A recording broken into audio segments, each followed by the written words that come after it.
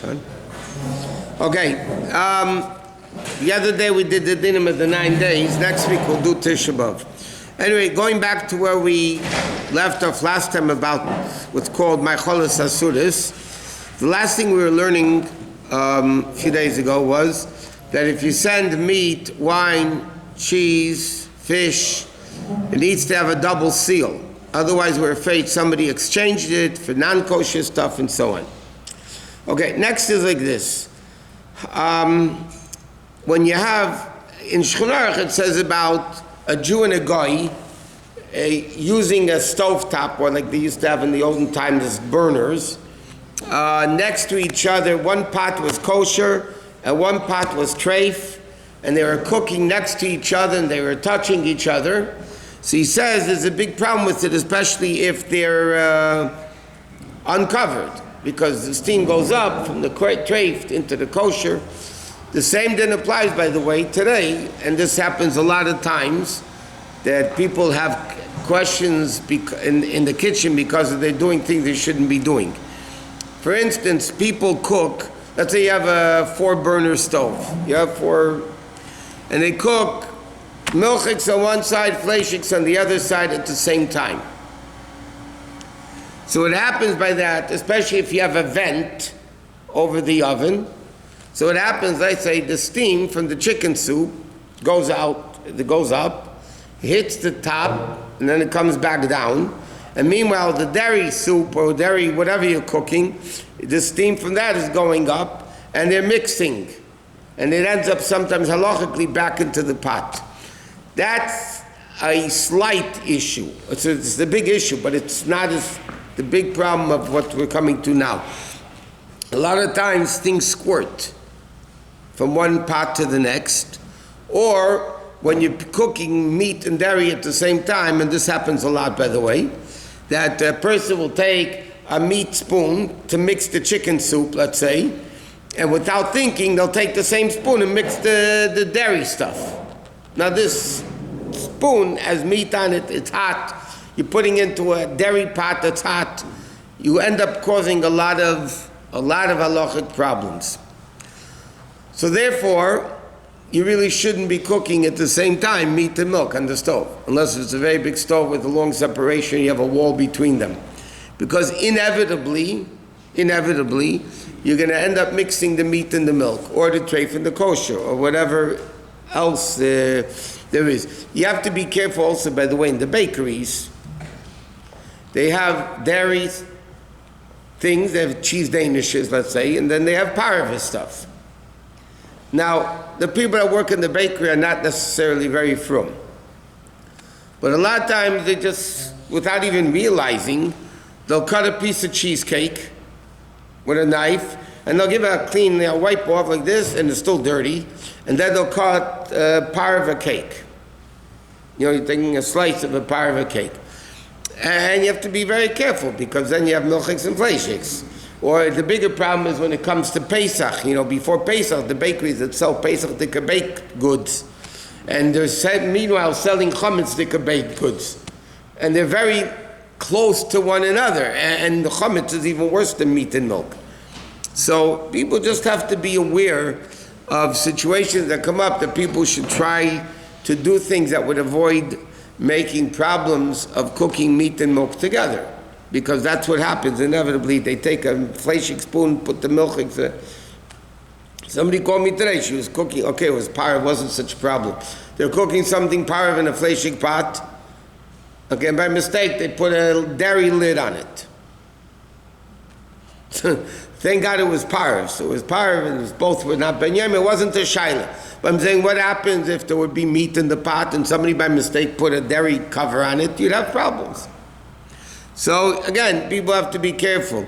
So you have to be careful. He says you shouldn't have 2 pots next to each other, one kosher, one treif, or for that matter, same Jew with the meat and milk together.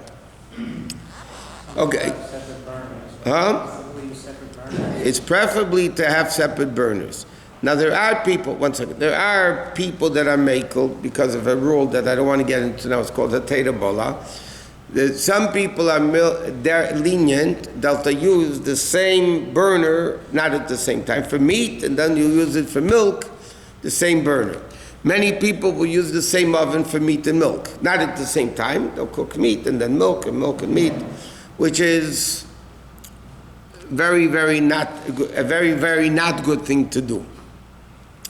Now, the burners on top of the stove are a little bit easier.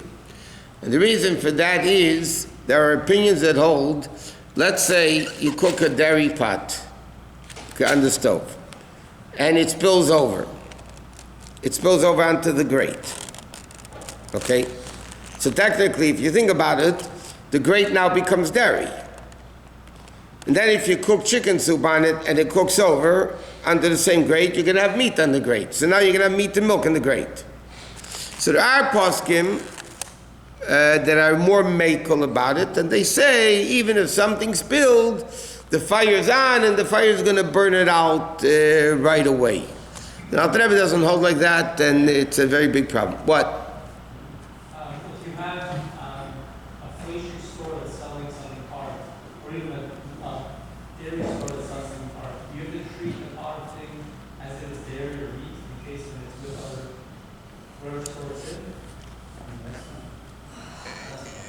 You're talking about restaurants, a dairy restaurant. Huh? A bakery that sells cheesecake. No, we talked about that. No, I'm saying something else.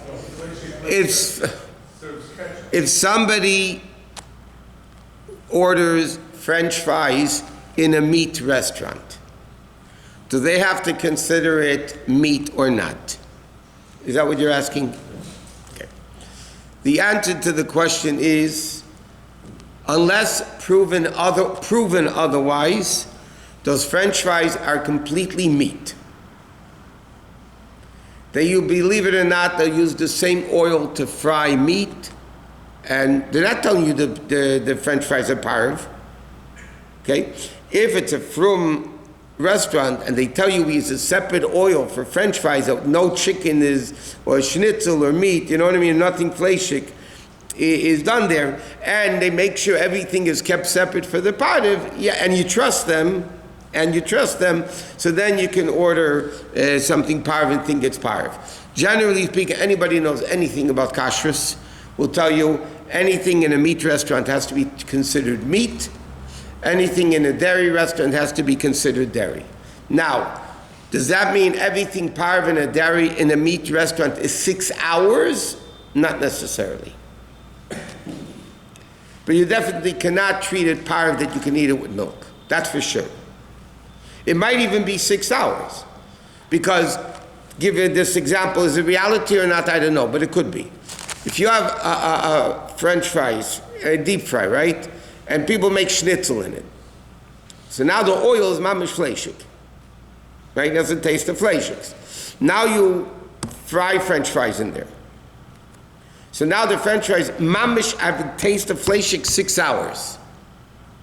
6 hour halachic, because there's mamish the taste of the chicken and the meat, whatever it is. So then you have an issue. It's a very big issue. What? Is there halacha for meat and dairy not to eat? Not to eat. But I could mix it together if I'm not eating. No.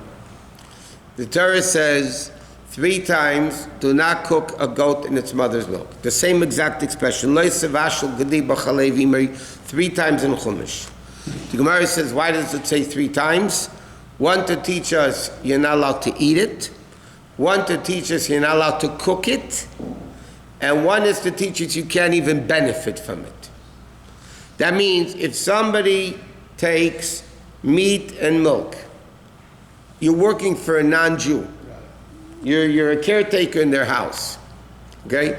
And they want to eat the meat and milk together, whatever. Cheeseburger, baked, cooked together, whatever. And you don't eat it. You just put it on the fire and cook it. You are transgressing a negative commandment, biblical negative commandment. The Torah says you can't cook it, you can't benefit, and you can't eat it.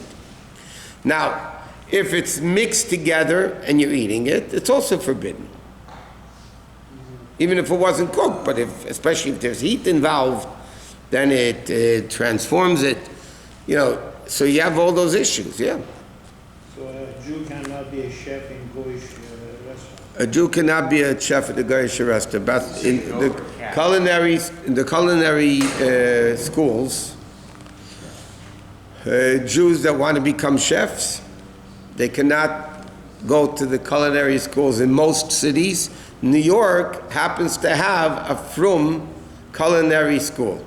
So over there, they don't cook meat and milk together. It's mamish frum. It's a frum place. You teach you how to cook. Mamish understand kosher. But there's a few issues with this. It's not only that you're not allowed to cook meat and milk together. If you work as a chef, you're obviously going to taste the food. So if you're a chef, you're getting meat and milk. You're working as a chef and you're cooking treifa food, and you want to see the way it tastes. No, does it need salt, pepper, garlic, whatever. So you're going to forget, you're going to eat it.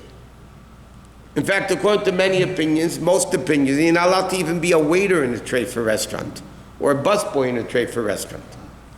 Because inevitably, you're there, you don't think, you see something, you put in your mouth. So then mamish eating treif. Besides that, there's another issue. If you're a waiter in a treifa restaurant and a Jew comes in and you're serving them the food, you could be evil if iver or misayeli de avera. What? So according to Alter Rebbe, if you were to cook on that same grate and they did the dairy meat, It's not, no, it doesn't go that far. I'll give you where the machlekes is. You know the oven grates on top of the stove? Okay? So let's say you have a chametz stick. And now I want to kasher them for Pesach. So according to Mishnah Berurah, all you have to do is leave them kal. That means you don't have to make it red hot. You just have to get it very hot. And he says why? Mishnah Berurah writes, because if there was something chametz that dripped over, it got burnt up in the fire. That's what the Mishnah Berurah says. According to Alter Rebbe, Chatzuva, the grate needs to leave him gomor, because Alter Rebbe also doesn't get burnt up right away. In his mamish, you need to kasher it red hot. So you see, the Alter Rebbe doesn't hold of that shita that it burns things up right away. It doesn't work like that. don't they say sometimes if a person can't put it in the oven to kasher for the Pesach, they turn it on the high setting on the grates for like 10 minutes, No. 15 minutes to kasher? It could technically get red hot. So I'm saying, shouldn't that also help for If it gets red, yeah, but you're not doing that. you cooking? Why? It takes more No, than 10 no, minutes. it doesn't kash away your cooking. And secondly, the fire's coming out in the middle and the grates are on the side of the fire. It doesn't work like that. Okay, next. A Jew is not allowed to own a treifa restaurant. A Jew is not allowed to own a treifa meat market. A Jew is not allowed to own a business that deals with biblically forbidden stuff, if that's the primary business. The Din Shulchan Aruch. What if you buy a McDonald's, share of McDonald's? Share McDonald's is one thing. Owning a McDonald's is something else. A Jew is not allowed to own a McDonald's. Buying a share, so it depends. If you have a say on the board, then that's ownership, and then you're not allowed to own shares of McDonald's. If you buy, let's say there's 1 million shares and you buy 10, 20 shares, 100 shares, they ain't putting you on the board. So it depends on if you're on the board or not. It depends. That's the same thing with Chamishav Pesach, with all these companies, all the big supermarkets. Yeah? How do they know if you can buy there after Pesach or not? It goes by the majority of the people on the board who has a say. Because then, if you're on the board and you have a say, that's ownership. That means a Jew owned the chametz during Pesach. How about the nursing home? You own a nursing home, but it has a kitchen. By the way, the Jews that own non-kosher nursing homes for Goyim, so, you know what? Let me tell you something. There's what's forbidden, and then there's when it comes Jews and money, they find leniencies. Okay? The truth of the matter is, according to black and white halacha, a Jew is not allowed to own a nursing home that serves treifa food. You're not allowed to. Period. They have leniencies, they sell it to the guy, like chametz and pesach, they sell it to a guy, so you don't own it, the guy owns it. That's what they do. But it's not such an easy, it's a big problem. When you have workers, Yeah. are you allowed to feed them McDonald's? No, if you have Goyish workers, you cannot buy McDonald's for them. All you're allowed to do is give them money to buy what they want. That's why you have to feed them lunch, okay? So you're not allowed to go to McDonald's or send one of your guys to McDonald's to go buy lunch for them, because then you are buying them treif and you're not allowed to give a guy treif. So what you have to do is give them money, and what they do with it is their own money. And let them use your credit Huh? No, because then you're buying it for them. card. You give them money, that's how much it's cost. It's money, you give them a present, the money. You give them credit card. You're not giving them your credit card. You have prepaid card. You're not giving them your credit card. So you can't, Huh? So you order, You're giving it to them to keep. So then you're not giving it to them. what about, You give them $10 to buy lunch, you're giving them the money. Go spend $100 on my credit card. Buy yourself lunch. No, it's still your credit card, no. so you can't own a grocery store that's not kosher. If the primary things in the store are biblically, if most of the stuff is biblically not kosher, no, you're not allowed to. How about Starbucks? Can you say his credit card go to Starbucks because of some stuff drinks? It depends. Starbucks is a place that can have kosher things, maybe. Maybe. how about you order non-kosher food and you sign the check for that? It's happening every day. People are driving on Shabbos, heavy Shabbos too. People are eating tray for restaurants every day too. That doesn't mean it's allowed. It doesn't mean it's allowed. Where do you drive the line with the? What? Where do you draw the line with the guy who special workers? You're not driving them over to McDonald's to spend money, or you let it? You could give a guy a ride to wherever, but you can't buy it for him. It's not you buying it or your credit card. Correct. It's cash that you. Right. And Okay. what's the reason for that? Because because the guy might think that he'll give it to a Jew. It's complicated. Okay, the Rambam says like this: the 10 amas we learned this morning, the Mizbech was 10 amas. Mehem ama bas heit tvachim, or mehem ama bas shisha tvachim. Sometimes an amma, which is a cubit, sometimes in halacha it's 6 tvachim. Tefach is a handbreadth. Sometimes it's 6 tvachim. Sometimes it's 5 tvachim. So the Rambam writes 10 amas of the Mizbeach, some of them were 5 tvachim, some of them were 6 tvachim. But Shar Kol Amas Habinyan, everything else beside the Mizbeach and the Beis HaMikdash was Bas Sheisha Tvachim, was 6 Tvachim. Only the Mizbeach was different. Therefore, Gaiva Kol HaMizbeach was Nun Ches Tvachim. The whole height of the Mizbeach, which was 10 amas, which should have been 60 Tvachim, was only 58, because 2 of the amas were 5 instead of 6. Machat Shina Tzara Meisah Mel Mechel V'Vamayim Kim Shevla Gal Teda Chanan Ragash Yemer Dot